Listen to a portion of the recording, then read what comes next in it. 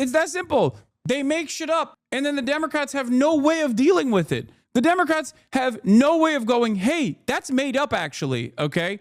They don't do anything. And then the Democrats turn around and go, actually, you know what? Oops, you caught us. We were lying this whole time. Immigrants are criminal. Like, what do you expect the average dumb guy to think at that point?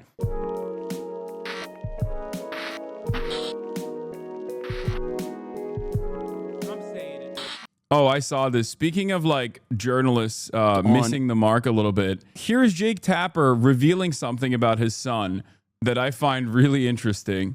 Okay, it just is just like everything I know about sons of this age demographic. Let's take a look at what Jake Tapper was saying here when discussing how Democrats have lost young men. A left-leaning podcast that shall remain nameless. And we were talking about my kids because I think they were both people without kids. And they asked me about my son, and I said he was, you know, he's a football player and he wants to be a policeman. And their joke was about my 15-year-old son. Oh, how does he feel about minorities? Like the idea that he wants to be a policeman. He's not talking about Chapo. It's probably like Pod Save America or something. Jake Tapper would never go on Chapo. That's really funny. He's racist, my son. And like, you know, that was the big laugh. Also, I hate that this guy is the like dog whisperer of young men, Scott Galloway or whatever, Scott Gallagher. And he has like weird ass takes on this stuff too. Okay. He's like, oh, my 15-year-old son, does he hate minorities? Like, first of all, they're making a joke. I don't know who the hell was interviewing him. Okay. But like 15-year-old son plays football, wants to be a cop. We all know he's not going to be a cop, by the way. Jake Tapper is never going to let his son be a cop. Are you kidding me? Why in the ever-loving would he ever allow that? That's why you're Jake Tapper. Your son's going to be in media, okay? Your son is either going to be in media or immediately get like a cushy staffing job with like a high-level DC person and go through that and then maybe become a senator one day, okay? Let's be real. Your son is not becoming a police officer. He's 15 years old. It's just not, it's never going to happen. Let's continue. I got dragged in the comments and all that stuff. And I thought to myself, this is why you fuckers are losing elections. 100%. Like my football playing son, who has no political views. He's 15. He thinks about World War II and gaming and playing linebacker. That's his world. You're deciding he's a racist because he wants to be a cop. And why does he want to be a cop? Okay, first of all, that's a joke. All right. Like, I don't know. Are there joy killers in the left and scolds on the left? Absolutely. People that absolutely love to behave as though being the biggest woke scold means you are the most morally consistent, best leftist. Okay. But like, that's a joke. That's a joke. Like, you're like, oh, my 15-year-old really loves World War II and wants to be a cop and plays football and doesn't care about politics. Like, first of all, every 15-year-old is already mainlining some of the worst reactionary propaganda on a daily basis. Let's be real. You're a bad parent if you're oblivious to this reality. Okay? Ask your son what he thinks about hoes. All right? Ask your son what he thinks about women. If he says they're all hoes, then you know they are watching every bad manosphere podcast that's out there. Okay? Your son's gonna be like, on God, them chopped hoes, they're destroying my life. Or he's gonna call them foids. There's only two or females. That's the woke version, by the way. If your 15-year-old son calls women females, okay, that's salvageable. If he calls them foids, make sure that there's no weapons in the house, okay, because that's a mass shooter in the making. And if he says chopped huz or like bops or whatever, then, you know, that's also somewhat salvageable. He'll grow out of it. Foids is probably the worst version of that. What the are these words? I'm just giving you the different the different political leanings that young men have, every single one of them revolves around hating women. Okay. Every single one of them revolves around hating women. Is just like, how badly do you, like, how much does it play a role in your life? Okay. If you say like foids, femoids, that's an incel term. He's probably gone. Okay. Very difficult to save. Like we're talking Hitler Youth. All right. We're talking, this person is like has deep resentment built in against women in general. Okay. If they're saying like chopped huz or chuz or huz in general, like that's just someone trying to be cool. Like that's salvageable to a certain degree. It's still misogynistic, but like, or like fine shit. That's another one. Like this is AAVE baked into the collective consciousness of Generation Alpha and young Zoomers, mostly off of TikTok. Okay. Hasan, please, I'm 32. I don't know what the fuck you're talking about. I don't know why every old person loses their goddamn mind when I'm giving you a brief introduction to, like, you know, Gen Alpha and young Zoomers. I'm telling you what the terminology is, okay? I'm giving you the terminology. Do you want to know about it, or do you want to act like Jake Tapper and be like, oh, yeah, my son is apolitical? Shut the fuck up. Shut up and listen, okay? Yes, 30 is old, because guess what? Guess what? Back in the day when people were dying before they made it to 18 on a regular basis, okay, 30 was old. Then there was a brief period where 30 wasn't old, okay? For like the last 50, 60 years, 30 wasn't considered old. But now that like people can present themselves as full human beings online at the age of 12, 30 is old again, okay? Especially because 12-year-olds are extremely online, so they dominate discourse. It sucks, but yes, when 12-year-olds online can present themselves as full developed persons when they're clearly not, okay, all of a sudden, 30 is old again. That's how it is, okay? Figure it out. It's just the reality. Sorry, you know, get with the Skibbity program, okay? Skibbity Riz, Ohio Phantom Tax. That's it. Least consistent streamer law. What? Yeah. When someone says, my son's not into politics, he's into World War II, wanting to be a cop, and also gaming, your son's watching Asmongold. Okay? Your son is watching Asmongold for sure. But he plays football, so he probably doesn't watch Asmongold. He probably watches Andrew Tate, which, again, adjusted to how terrifying the situation is, adjusted to how bad things are, I think, you know, I guess like Aiden Ross might be preferable, like salvageable, because like that's a thing that they encountered because it was the cool thing to do. You know what I mean? Because that's what young boys care about, being cool and being and fitting in. And if that's like the domineering force in your age demographic, then you might have found yourself in the throes of this kind of politics, specifically because you thought it was cool or because all of your friends were doing it, and therefore you could probably get out of it. Okay? What's really funny about this stuff, by the way, is that a lot of people on TikTok apparently have been yelling at me because I said, you know, we gotta figure out a way to like reach young men. They're angry and resentful. And a lot of people instantly went back to their stupid, like, liberal instincts of being like, no, we should continue vilifying men across the board unconditionally. It's like, okay, well, then good luck. You know what I mean? I'm not saying we should just like take the concerns that men have about like why women won't them seriously and then lean into their entitlement. That's not what I'm saying at all. But I'm simply stating that like there are obvious issues here. Okay. There's obvious resentment here. And I don't think like automatic vilification is solving this, especially as a political party. Like, think about it. Think about how much Chapo, for example, got railed. Think about how much we got railed as Bernie bros. You know what I mean? Oh, it was so dangerous. It was so dangerous that Bernie Sanders has young men And it's not even just young white men, by the way. Make no mistake, it's young men across the board. That's the other side of the story that a lot of people are failing to comprehend. The other side of the story is that it's not just white men, okay? It's all young men.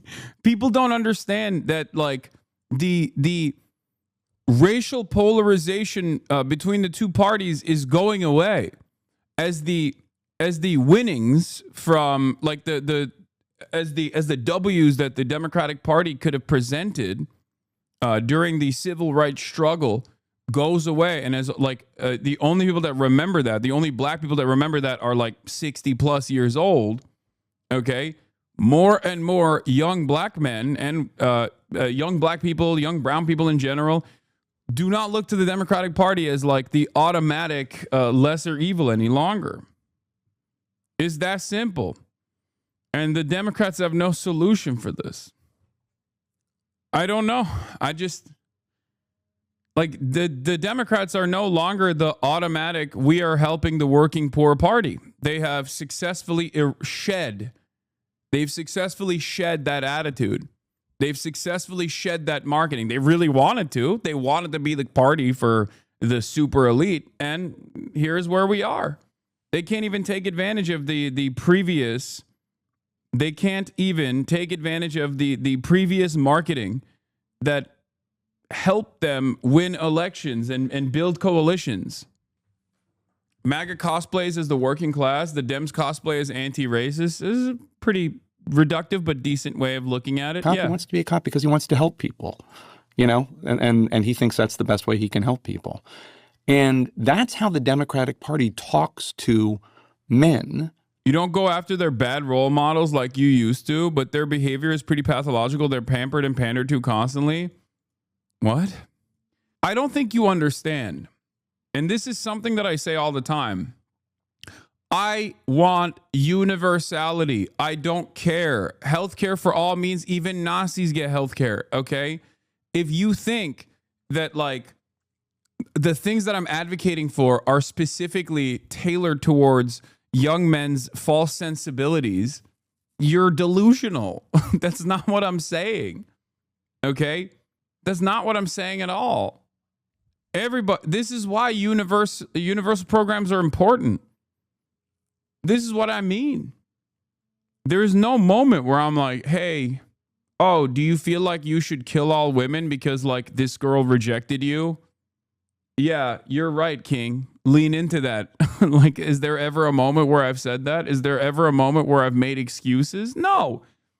I'm simply saying that the Democrats running, right? The Democrats running for office cannot try to present themselves as an anti-racist party only by claiming that their enemy is white men, okay?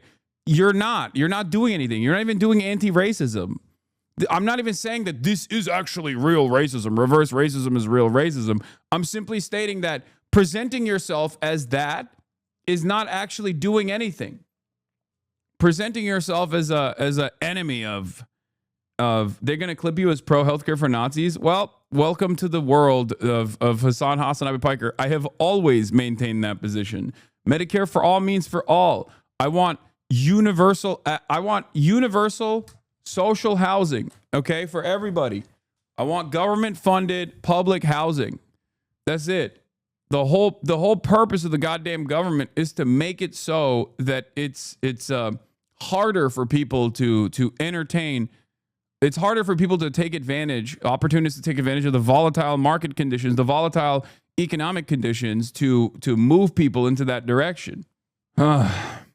I know you say COVID broke a lot of people's brains, but I genuinely think that 2020 BLM broke a lot of young black men's brains in the worst direction. This is all because of this momentum. Joe Brandon coming in and saying he's going to do shit to alleviate police violence and structural inequalities, and then he actively made those two things worse. I think that's the biggest factor of why young black men are shifting more Republican.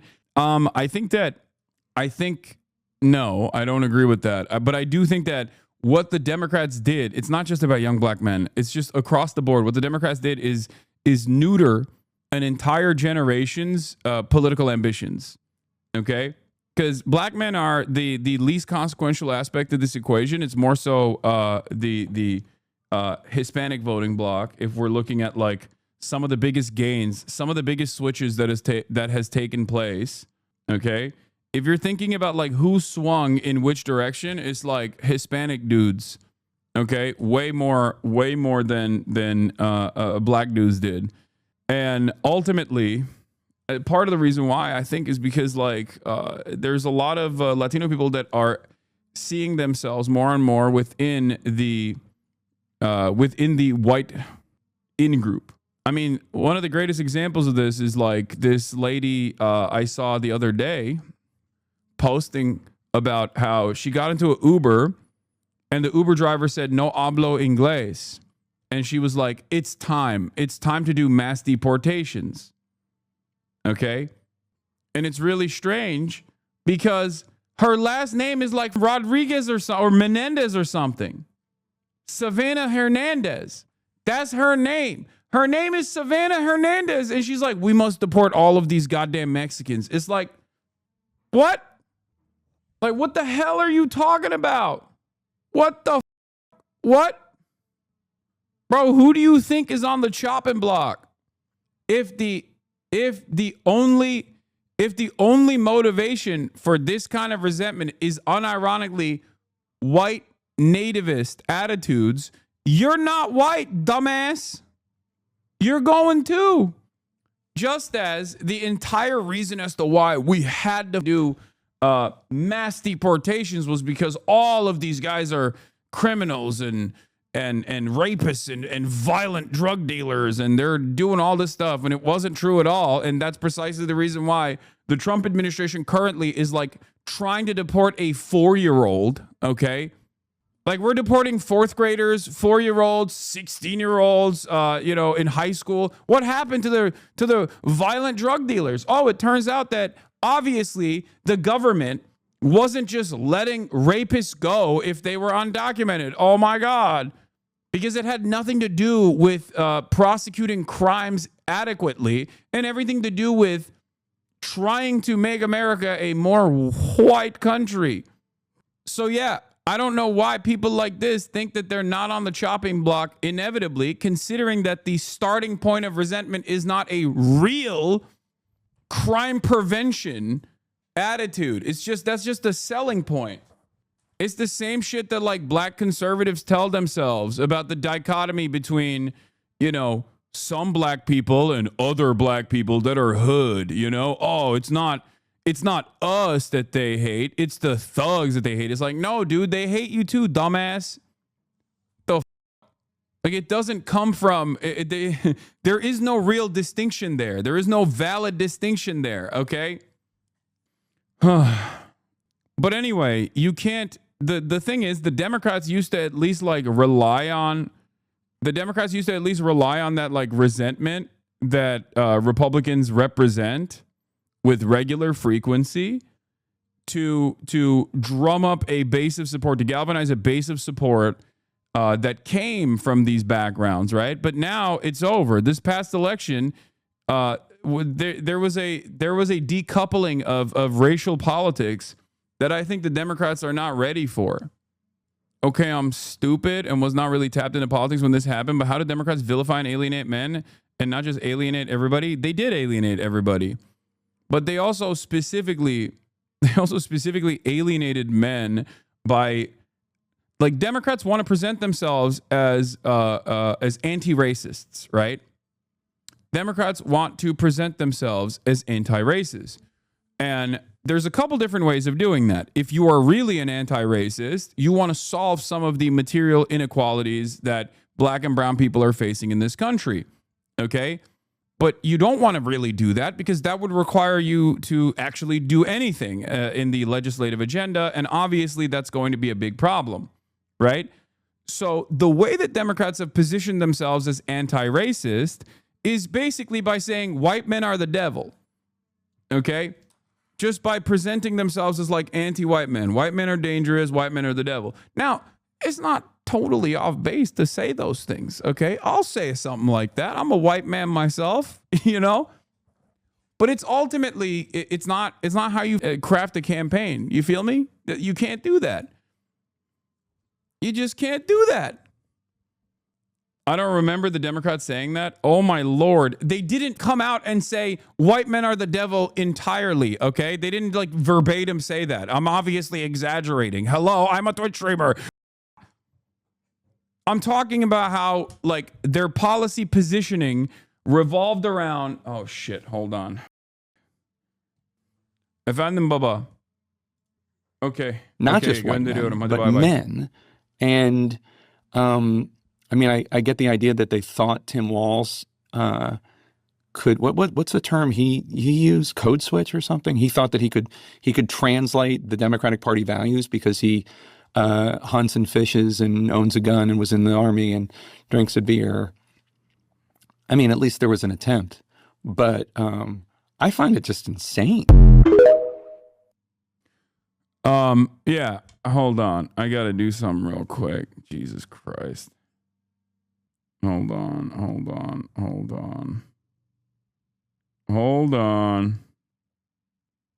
1 second.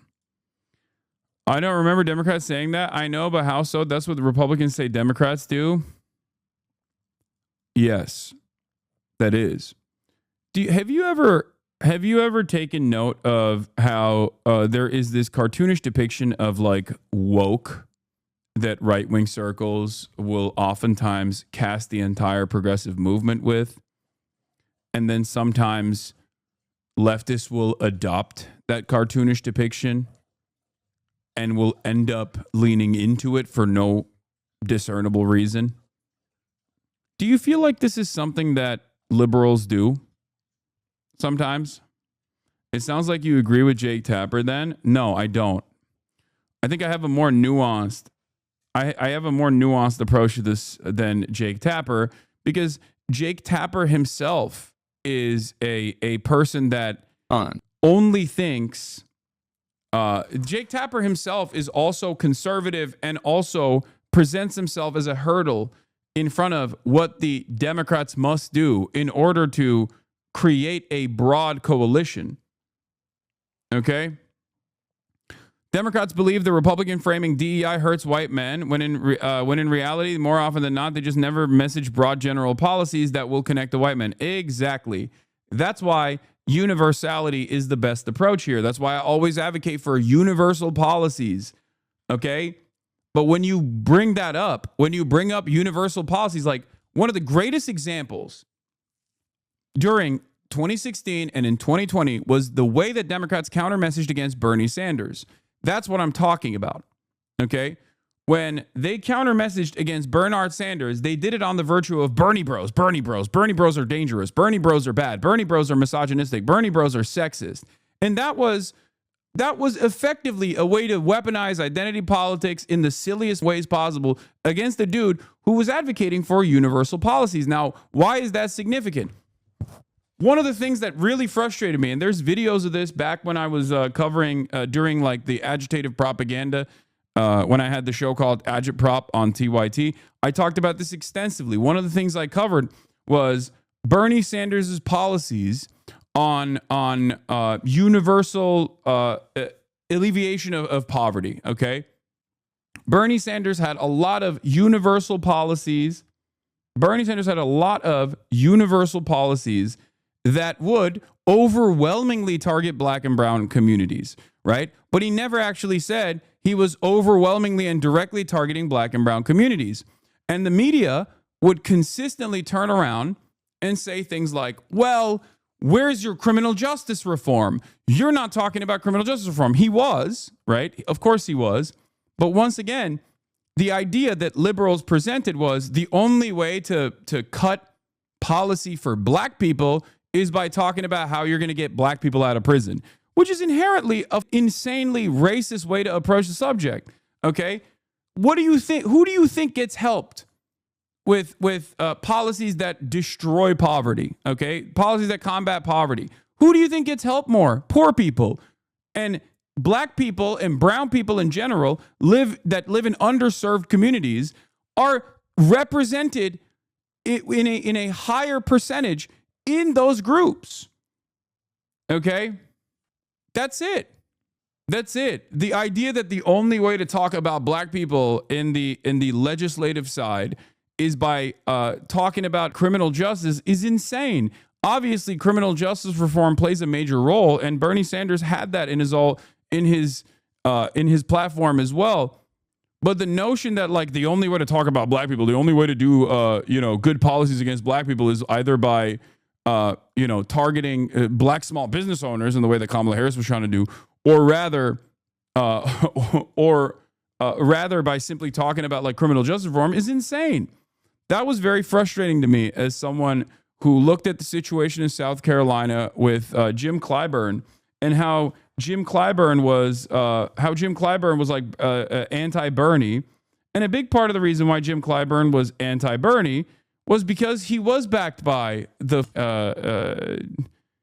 same for-profit insurance companies that were giving him a ton of money. I think Democrats outwardly talk about how diversity for diversity's sake is actually a solution, but they have more insidious ways of vilifying men of all races. You need to shift people's focus away from fighting for crumbs between races to fight for the actual pie against the ruling class. Exactly. Democrats won't do that because they are designed. They are designed. Senator Sanders, I do want to put... Yeah, here. They are, the Democratic Party is designed as a hurdle against actual progressive policies, against anti-capitalist measures. The same question to you, Senator Sanders. What message do you think? Answer that question, but I wanted to get back to the issue of climate change for a moment, because I do believe this is the existential issue. Senator, with all respect, this question is about race. Can you answer the question as it was asked? I certainly can. Like, this is a perfect demonstration. Look, let's do it again. Senator Sanders, I do want to put the same question to you, Senator Sanders. What message do you think? Answer that question, but I wanted to get back to the issue of climate change for a moment, because I do believe this is the existential issue. Senator, with all respect, this question is about race. Can you answer the question as it was asked? I certainly can. Because people of color, in fact, are going to be the people suffering most if we do not deal with climate change. That's it. Universal policies are incredibly important, because speaking about these policies from the perspective of universality is great, because one, you don't alienate any demographics by doing so, with the exception of the rich, I guess, and that's fine. But you also are addressing issues that impact these communities directly. Okay? Like, who do you think benefits more? Who do you think benefits more from Medicare for all? A rich white person or a poor black person? Overwhelmingly, these communities that are poorer on average will benefit more from universal programs. That's it. Same with climate change, same with everything. But it's very frustrating that Democrats are allergic to this kind of messaging. Even if it's performative, they're allergic to it. They love the performance of like attacking people. So do you attacking people that do take the universal approach? So do you understand? Do you understand what I mean when I say the Democrats did this to themselves for years and years and years? Do you get it? That's it. That's what I'm talking about when I said like the way that they presented themselves is like they tried to posture as though like universal policies are actually racist, or anything that helps like white men is actually racist. And it's really stupid because the racial depolarization has already taken place, so it doesn't even matter. Like here, Kamala doing pretty poorly among both black and Indian voters, and an underrated blow to the IDPOL theory of electoral politics, specifically the idea that Biden Hillary's weakness with non-whites compared to Obama was just about him being black and them being white. Yeah, I mean, I've talked about this extensively as well. Obviously, a hill I will die on is the Democratic response to 30 million people participating in the George Floyd protests is responsible for a large chunk of nihilism and detachment we see in our politics today. Yeah, I think the first wave of nihilism and detachment came under the Obama administration, and the final blow was delivered by the final blow. It's death by 1,000 cuts, but big blows came along the way.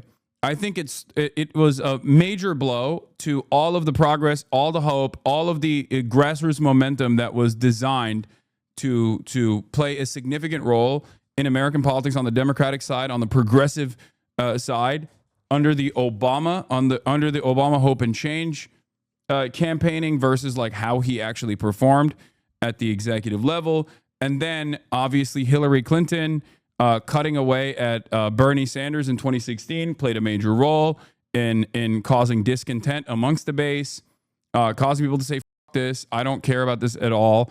And then the final death blow was delivered when Joe Biden won. Okay, 75% of the country was like on board with the police precinct being burned down in the immediate aftermath of the execution of George Floyd, okay, in broad daylight. Think about that. They understood and sympathized with an action that is insane, okay, that you would never expect from Americans. I say this all the time. People that had their first foray into political action did everything. They mobilized, they engaged in direct action, they protested, they shit up, they yelled in the streets. And then when push came to shove, they turned around, they held their nose, and they voted for Joe Biden. They thought this is going to move the needle in the right direction. So what happened? Did we move in the right direction? No, of course not. Democrats spent most of that campaign shitting on the activist base, then turned around and still continued to vilify the defund the police movement is wrong and bad and whatever.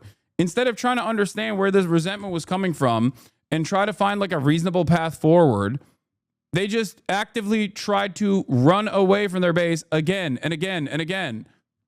That's it. That's it. And look where we're at now. Of course, that's going to cause a lot of nihilism. Of course, it's going to cause a lot of nihilism. For so many people, this was their first foray into mass action. They were met with even the most meager of positive changes, but instead a party who vowed to fund the police more and shit on their slogans at every opportunity. Way to teach a generation that nothing you will do will ever change anything. Yeah. And then there's always a synopsis after the fact where people will turn around and go like, they'll do an autopsy, right? And you see that even today where people are like, crime is down. It's actually better than it's ever been. So why are people freaking out about crime? Okay, here, this is like all the data scientists, like the statistics urban, like data scientists who are oftentimes like very firmly committed to liberalism. Crime has declined significantly since its peak in the early 90s, yet today 63% of Americans say crime in the U.S. is extremely or very serious, a 7-point increase from 1996 when actual crime rates were nearly twice as high. Homicide has been a bit more tricky, but the murder rate is still about half of what it was in the 80s and 90s, only very slightly higher than the 60s. Now, maybe the crime in the U.S. can still be called serious. And yes, it can be. Of course it's serious. America's a very violent nation. And I've been on this. I've been on the propaganda front fighting against the sea of lies for years at this point. And this is the easiest way to describe it. Apps like Nextdoor, Citizen, and Ring make people hysterical and make them think crime is ever present and nonstop happening. The crime panic wave from the media designed to boost cop credibility post Black Lives Matter protests is obviously another reason why people were like, oh my God, it's happening all the time. It's happening all the time. It's happening nonstop, you know? And then last but not least, the most visible version of crime is homelessness. And when homelessness skyrockets in big cities, in blue cities, that's where you saw major drop-offs from the Democratic Party. Okay? Like, this is the other side of the story. A lot of people go, oh, well, Kamala didn't, like, underperform that significantly in rural areas or in, like, in states with, like, larger rural populations and whatnot. She actually, in comparison to Joe Biden, significantly underperformed in big cities. And that problem is twofold. One, because a lot of rich people have been radicalized into thinking that crime is literally ever present and someone is going to rape and kill your entire family any moment. So we have to do Nazi-style policies and melt the working poor and specifically kill every homeless person. Okay?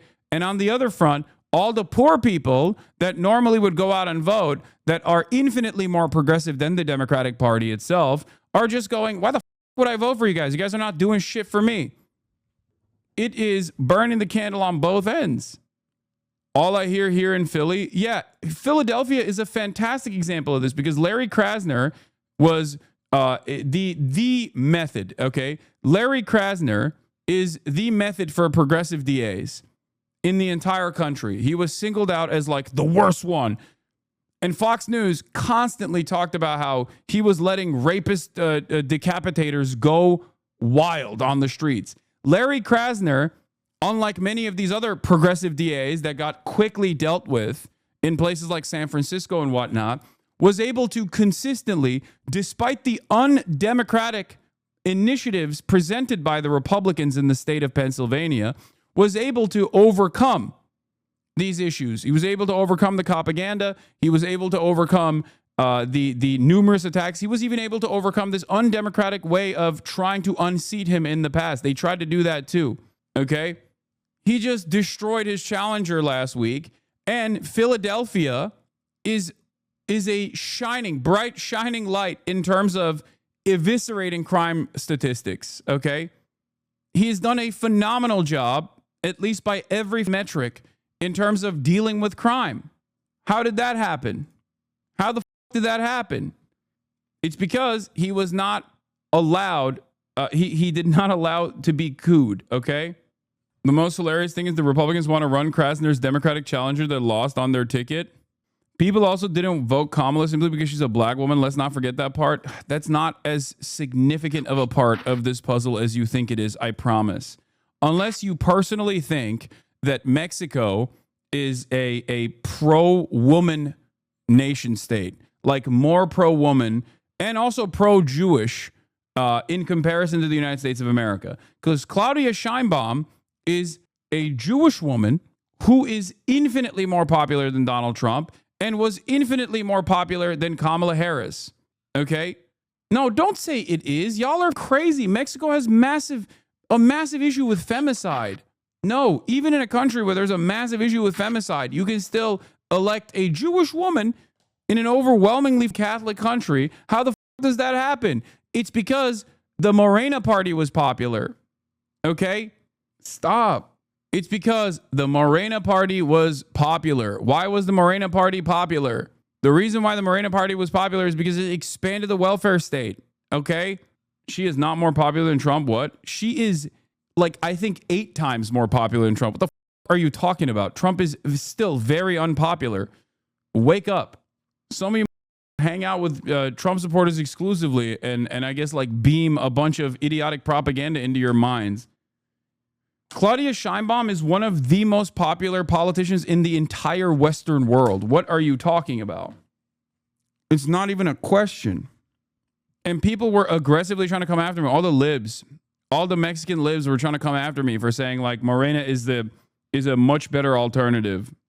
Yeah, she had like I think 85% approval rating. Like that's like we're talking George W. Bush after 9/11 numbers, okay? Just to be clear on earlier, you're just criticizing the monolithic policies based on race, but at the same time, the framing Bernie used there for poor people being comprised of POCs and not whites was all right in use. Yes, because the question is specifically about Bernie Sanders' inability to address like issues that pertain to black people and brown people. And he's saying like, who the f do you think gets helped in this situation? Black people and brown people too. As a matter of fact, in larger percentages than white people because they happen to be the underserved communities we're talking about. It's not like Bernie's running around being like, black people and brown people, they're so poor, they're broke. They're broke. They're all poor. They live in poverty. Anyway. You're gay. Tremendous. You're black. Fantastic. You're gay. Tremendous. Yeah. Claudia Sheinbaum hits 85%, record 85% approval rating as she assures Mexico is ready to face tariffs. She's doing better than Andrés Manuel López Obrador, who was also the GOAT of, like, I would say that AMLO, as far as I understand, was like even more charismatic than Claudia Sheinbaum is. Like, from what I've seen, at least, of all the live streams that AMLO used to do to cut away, to break off from like the domineering force of liberal politics that is backed by capital in all of mainstream media in Mexico. He was able to basically do these live streams, and he's like a very weird guy, and I think that's part of the reason why he was like seen as like old, but at least like a lovable old person, you know. Claudia, on the other hand, is much more serious than AMLO is. And she is still much more popular than he is. I think it's partially because she's young.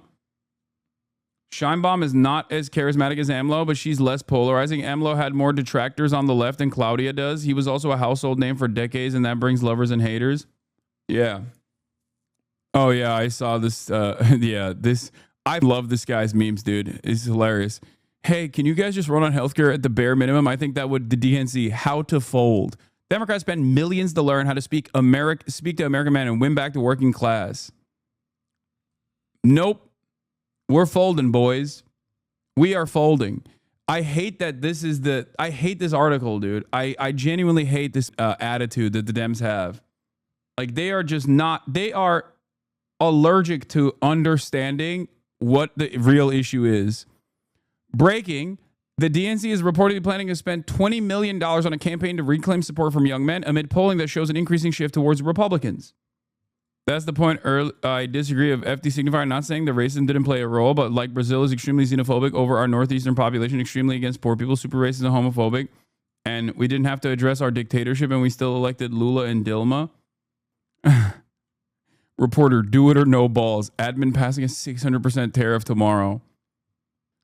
I agree with you. It's gross, but if Republicans aren't doing that much, why are people still voting for them anyway? It's simple.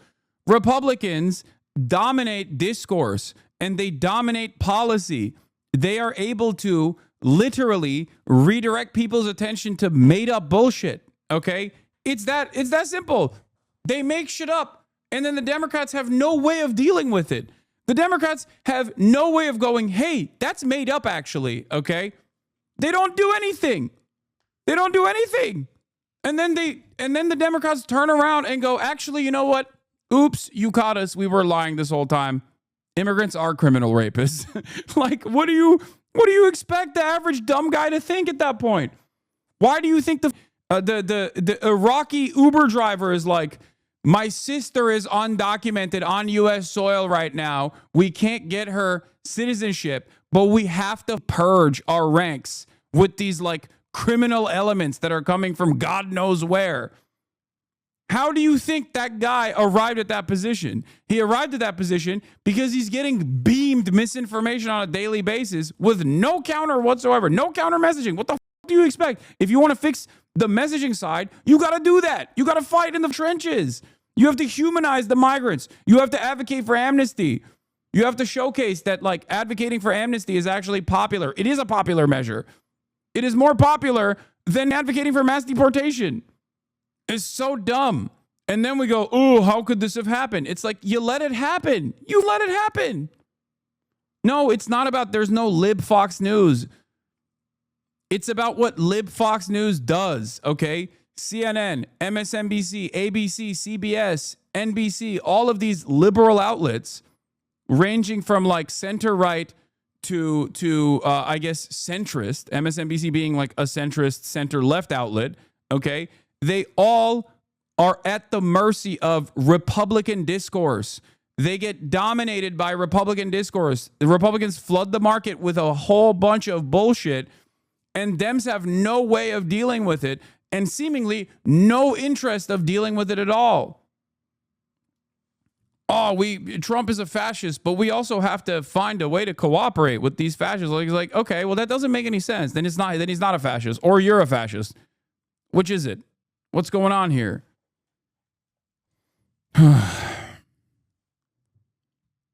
I've been in the trenches nonstop for the past 10 years. I'm telling you, okay?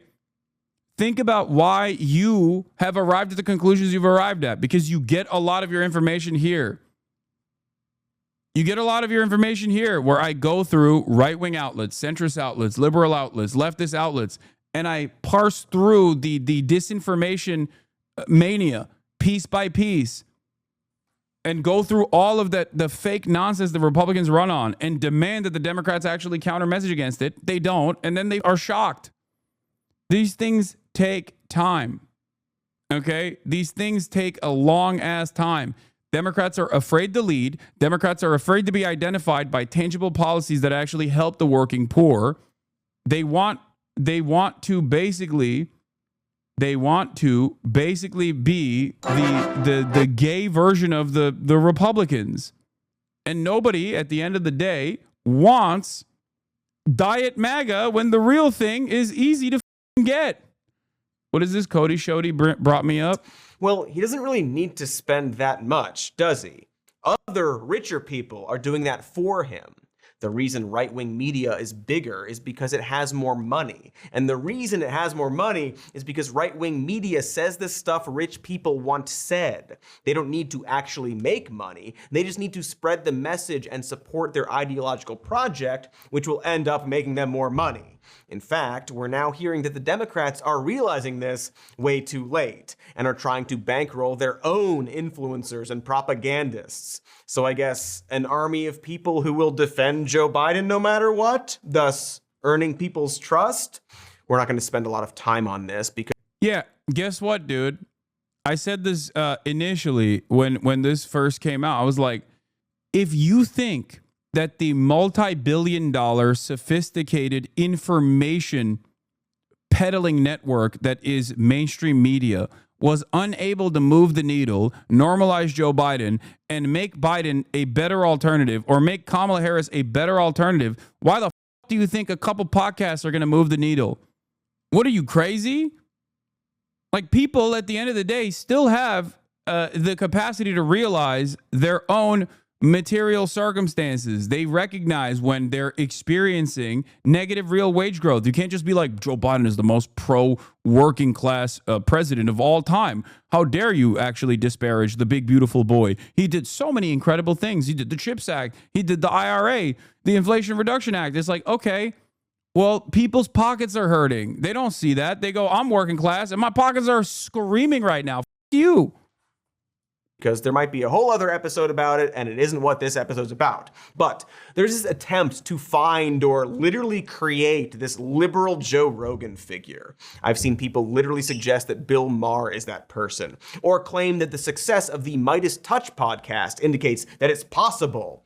Unrelated, I am willing to shave my head and lift a bunch of weights. But these aren't in the same category or world at all. Those are exclusively political shows for people interested in politics. Joe Rogan spent years and years being apolitical and talking about whatever, and eventually he got rich enough and dumb confident enough to go all in for Trump. You can't manufacture a person to talk about whatever and be normal for years, and then right around election time, they'll be like, hey, you guys ever notice that tax credits are pretty based, actually? It doesn't work that way. That being said, yes, left-wing media does need money and support.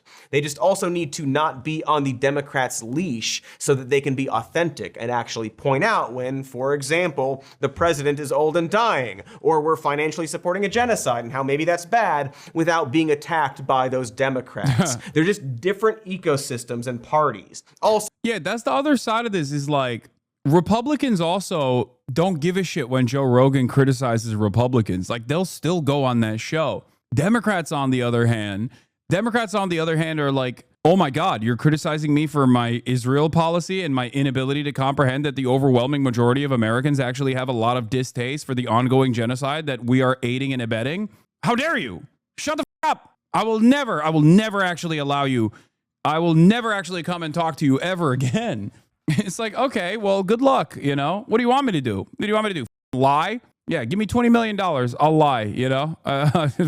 Stupid. Also, not for nothing, but an alternative to pumping millions of dollars into propagandists and influencers to convince people that your party is good is just doing and believing in good things.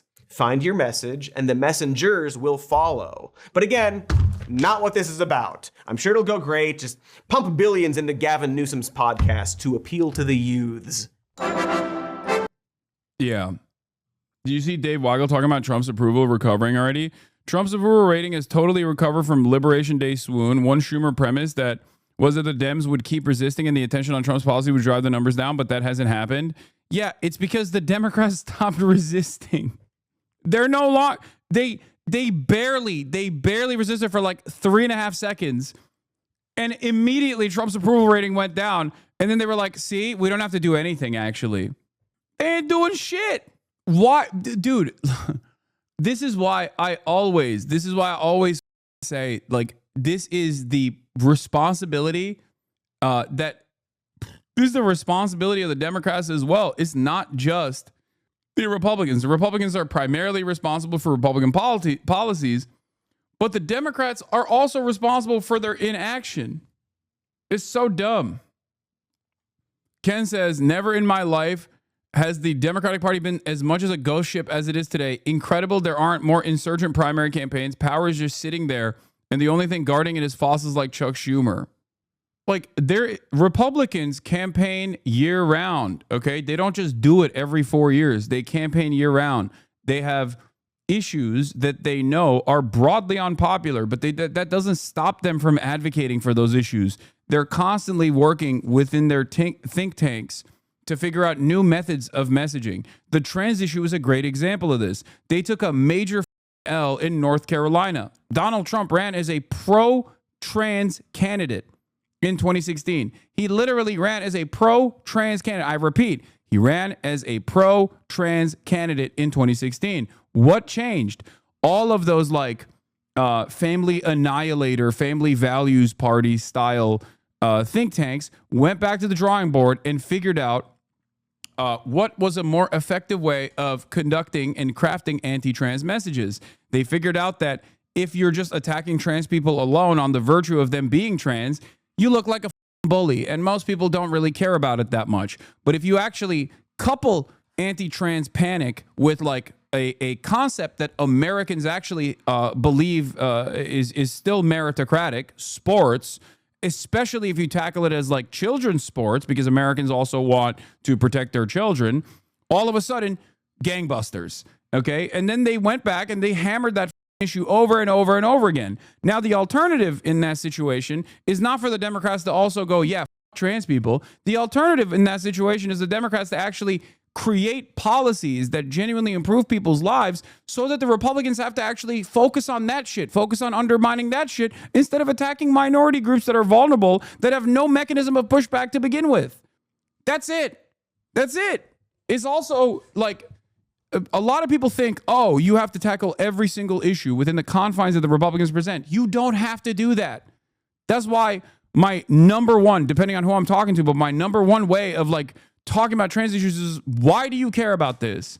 Why? Why do you care about this? You're a weirdo for caring about this. It's 1% of the population. They are not hurting you at all. Let these people live. Why do you care about this? You're insane is actually an infinitely more effective way of dealing with this conversation than whatever the Democrats have done so far, okay? The hyper focus on trans people comes across as gross, especially when people are suffering financially, and all you're doing is just being like, you know what, we need to kill as many trans people as possible. It's like people are going to look at that and go, I don't care, dude. What the If the Democratic Party was also reduced to a couple signature policies, then this, trans panic narratives would fall flat. Because if one party is saying, hey, we want to actually do amnesty instead of mass deportation, it's more popular. These people literally work within these communities. They are wonderful parts of the makeup of these communities, okay?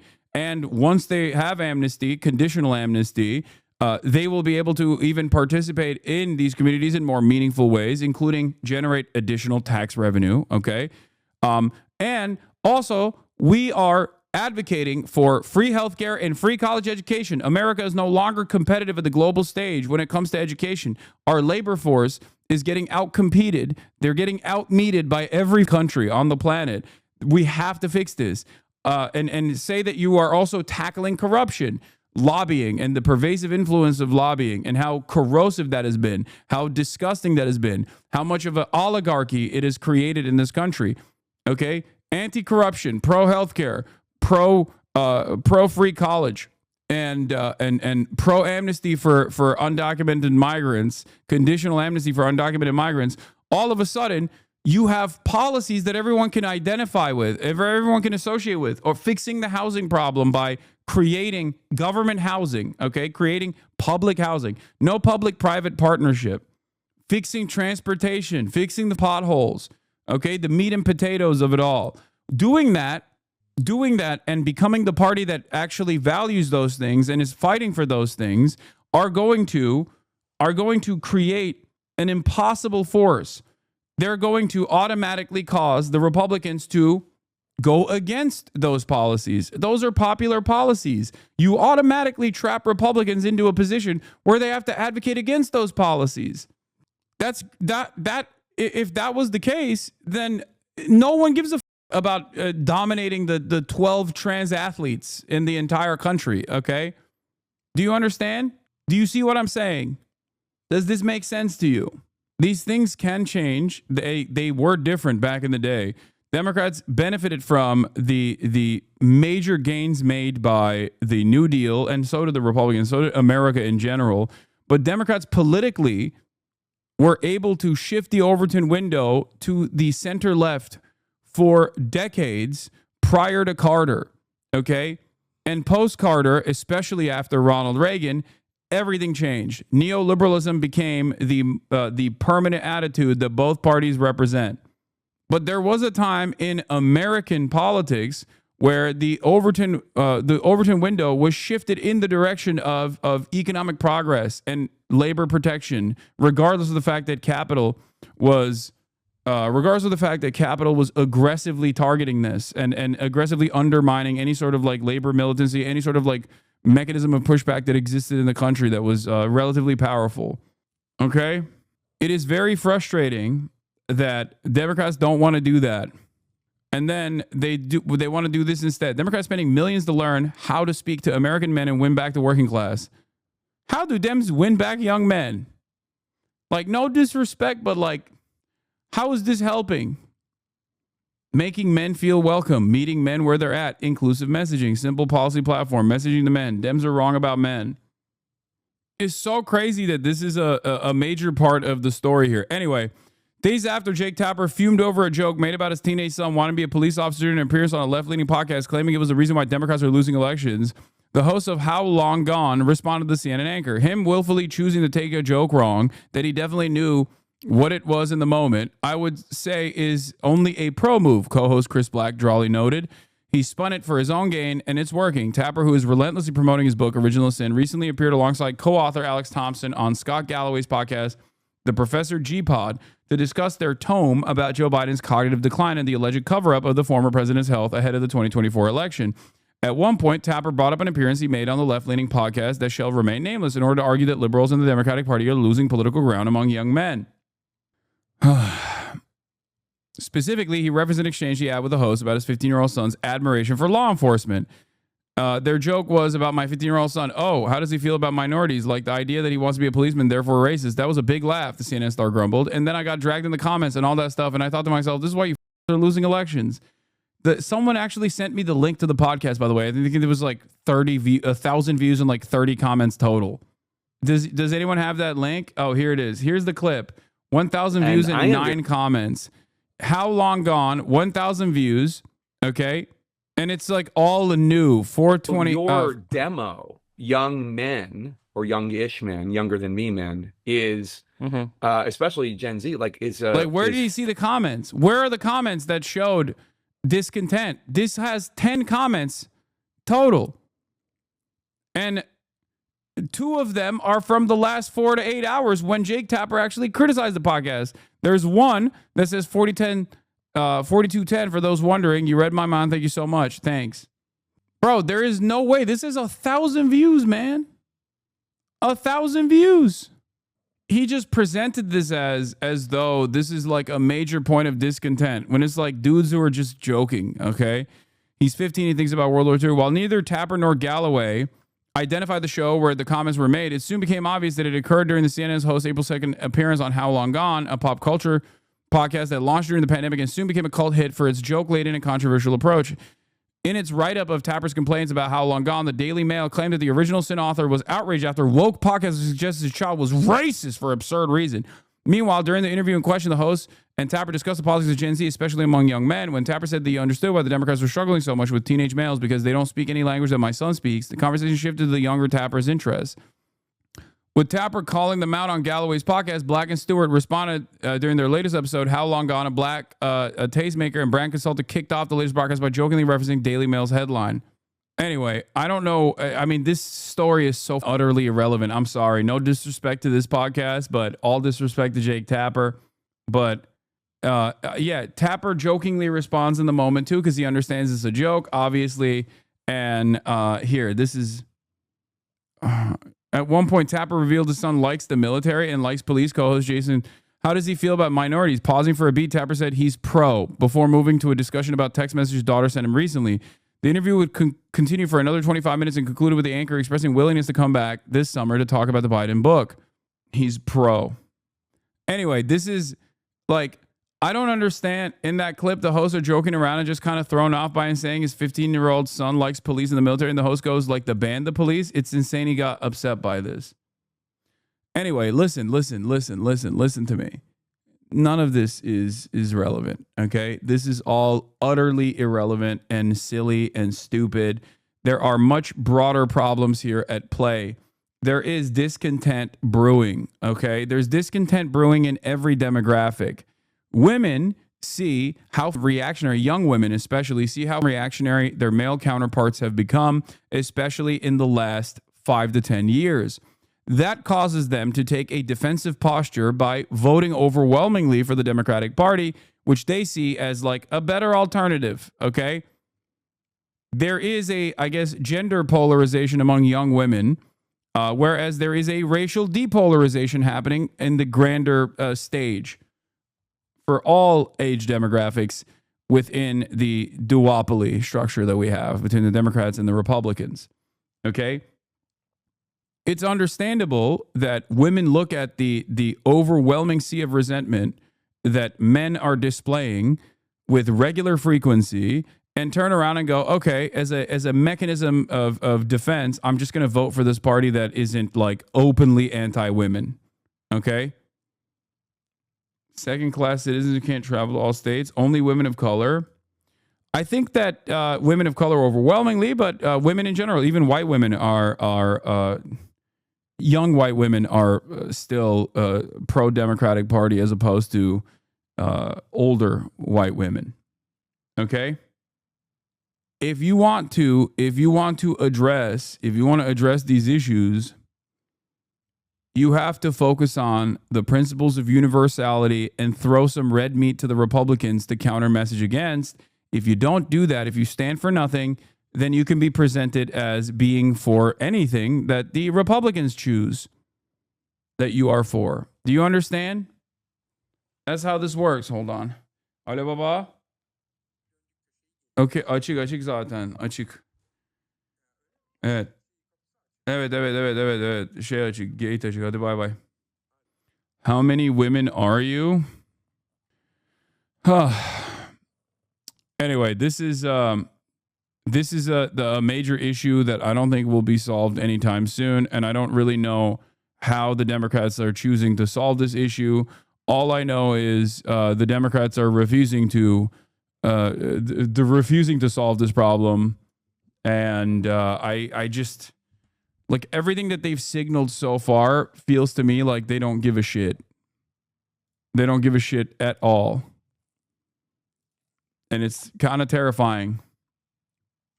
Opinion: 21 unexpected heavy hitters for a Democratic shadow cabinet. Here's who the party should tap to take on Trump and refresh the Democrat brand. Oh, brother. There's like 4 people I like on this. That's crazy. Oh, Samantha Power. Oh. Lena Khan, my queen. General Charles C.Q. Brown Jr., Letitia James. Oof. She ain't that bad. John Tester. John Boyd Jr., Mark Cuban, Bobby Olvera Jr., One Union supported tariffs. What am I looking at? Governor Josh Green.